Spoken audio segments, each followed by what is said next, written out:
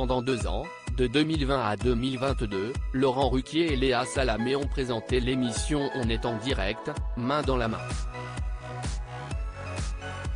Mais en juin dernier, le célèbre animateur annonçait quitter son poste, trop frustré par le fait de n'être que co-présentateur.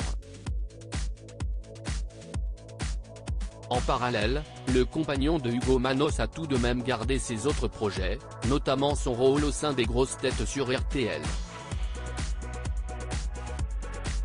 Jeudi 5 janvier 2023, alors qu'il était sur les ondes de la radio, comme à son habitude, il s'est d'ailleurs laissé aller à une petite remarque cinglante.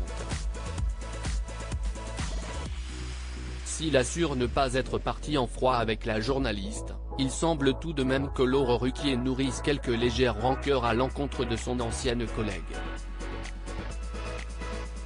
Alors qu'il présentait le programme télévisuel de ce week-end aux auditeurs, l'animateur a alors envoyé une pipe. Ça va me permettre d'annoncer un opéra sur France 3, samedi soir, à minuit 15.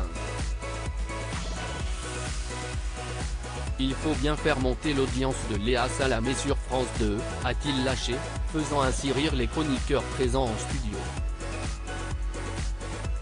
Une décision mûrement réfléchie pourtant, les deux animateurs ont toujours assuré s'entendre parfaitement bien. Lorsqu'il annonçait son départ en juin 2022, Laurent Ruquier confiait que le problème venait uniquement de lui. S'il estime ma décision de quitter cette case horaire, n'étant pas à l'aise avec la co-animation pour un talk-show. J'ai essayé, mais malgré mon entente naturelle avec Léa Salamé, je considère l'exercice trop frustrant, affirmait-il alors sur les réseaux sociaux. De son côté, Léa Salamé n'a pas encore répondu à cette petite attaque.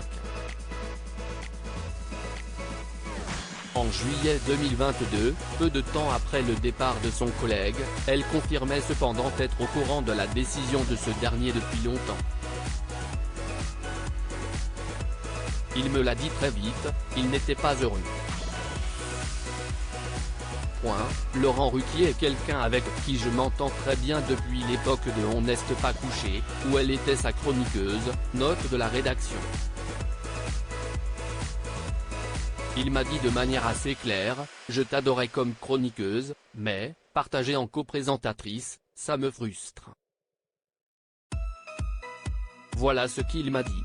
Moi, ça me frustrait moins. J'aurais pu continuer encore des années avec lui. Expliquait-elle alors face à Michel Simès. Espérons que les choses ne se sont pas envenimées depuis.